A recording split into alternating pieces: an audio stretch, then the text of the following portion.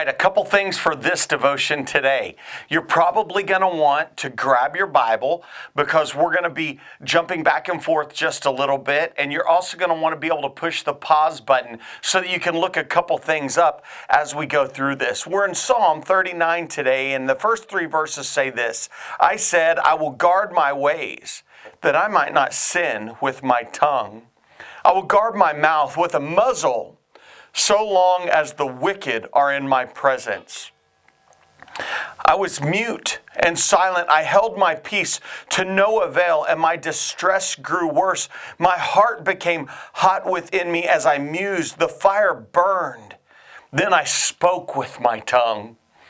I can just imagine that happening, doing everything you can to hold back your tongue, doing everything you can to remain silent, and then finally that final straw happens and you light them up.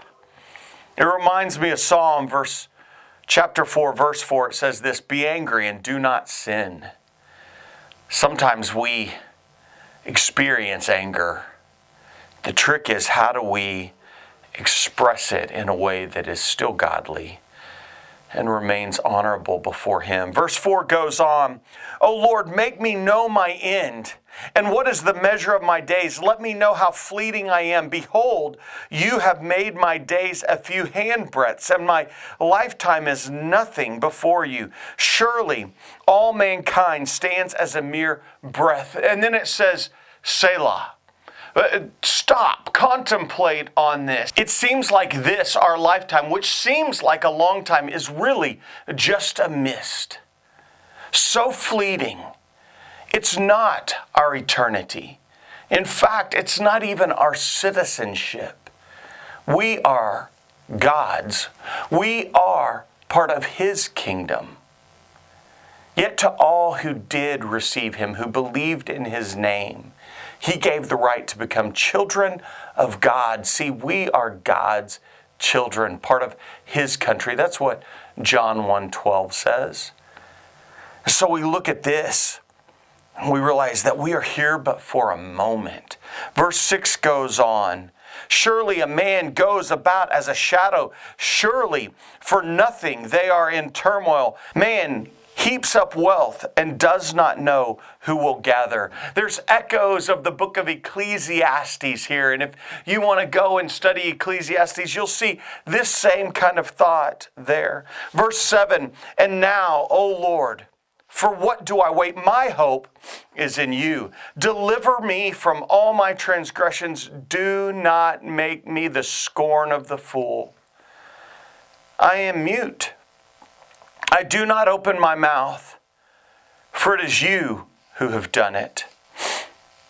It reminds me of that old proverb that's actually not in the Bible. Some may think that it is. It's oftentimes attributed to Abraham Lincoln, though it's hard to see where he had said this. But it's the idea that it's better to remain silent and be thought a fool than to open your mouth and remove all doubt.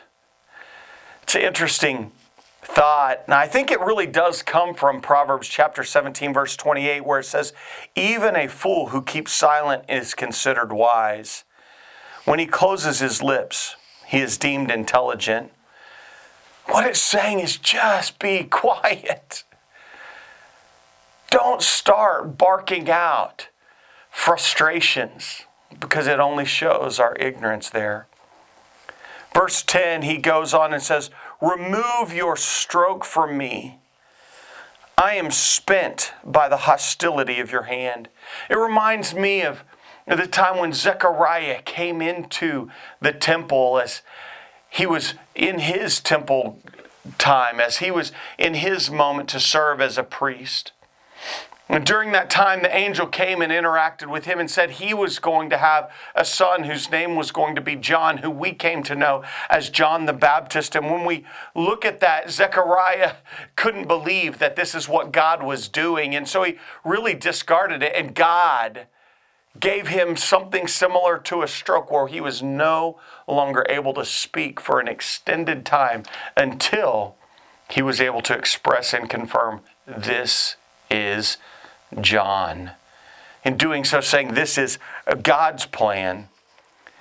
What we see here is the psalmist saying, please remove those symptoms from me. Then verse 11, when you discipline a man with rebukes for sin, you consume like a moth what is dear to him. Surely all mankind is a mere breath.